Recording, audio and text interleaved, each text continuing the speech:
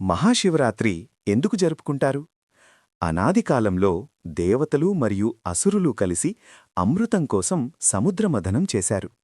ఆ మథనం సమయంలో అమృతం కంటే ముందు భయంకరమైన విషం బయటకు వచ్చింది.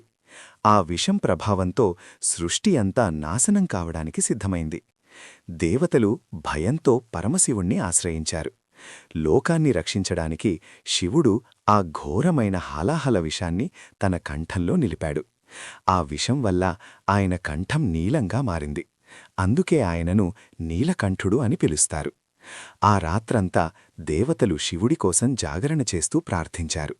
ఆయన ఆరోగ్యం కోసం అభిషేకాలు చేశారు. అదే పవిత్రమైన రాత్రి తరువాత కాలంలో మహాశివరాత్రిగా మారింది. ఈ రోజు మనకు ఒక గొప్ప సందేశమిస్తుంది.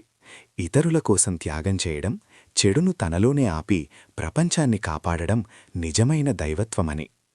ఇది మహాశివరాత్రి గురించి చెప్పబడిన కథలలో ఒకటి మాత్రమే. పురాణాల ప్రకారం ఇంకా ఎన్నో విధాలుగా ఈ పవిత్ర రాత్రి మహిమ వివరించబడింది. ఓం నమః శివాయ.